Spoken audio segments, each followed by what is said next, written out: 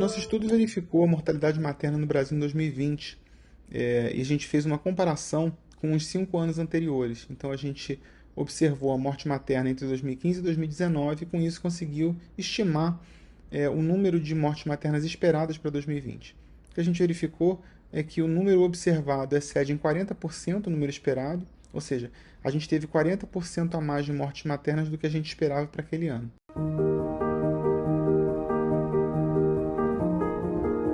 O excesso de mortalidade geral no Brasil em 2020 foi de 19% e de mortalidade materna 40%.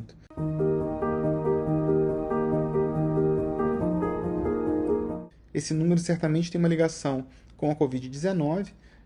mas não necessariamente uma ligação direta, eu digo.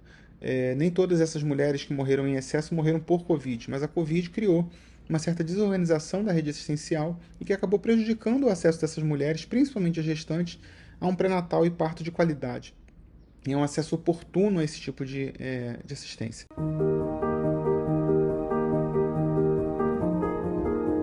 Essa dificuldade de acesso penalizou mulheres mais vulneráveis, principalmente mulheres pretas e pardas, mulheres que vivem em comunidade rural e mulheres que tiveram seu atendimento fora de município, o que ratifica a ideia de que a rede assistencial estava despreparada para atender a esse fluxo em situação de pandemia. As mulheres que conseguiram ser atendidas, elas tiveram uma chance muito maior de internação em CTI e também de uso de ventilação mecânica invasiva, o que significa dizer que a rede, de uma forma geral, procurou atender com um manejo clínico mais intervencionista para essas mulheres, procurando poupar elas logo no início da manifestação dos sintomas.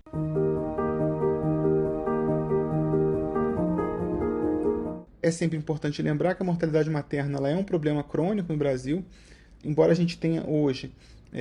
os indicadores de mortalidade materna próximos àqueles esperados da Agenda 2030, a gente tem uma disparidade regional enorme no país. Em muitos municípios e ainda estados inteiros não conseguem chegar à meta do número de mortes desejado pelos Objetivos do Desenvolvimento Sustentável.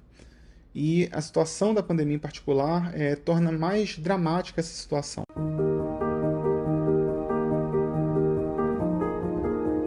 O que a gente traz como reflexão é que a gente precisa rever a questão da prática assistencial com essas gestantes, essas puérperas, para poder conseguir alcançar o objetivo do desenvolvimento sustentável, mas, sobretudo, olhar um pouco para essas mulheres e tentar compreender o quanto que esses subgrupos mais penalizados precisam ser olhados com mais atenção e com prioridade pelas políticas de saúde,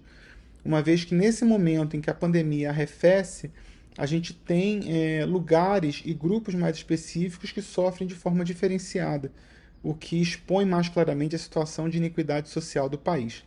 Então, os estudos que apontam para esses grupos mais específicos hoje se revestem de mais importância para a gente conseguir detectar e criar estratégias mais oportunas e mais eficientes para poder combater as desigualdades sociais em saúde.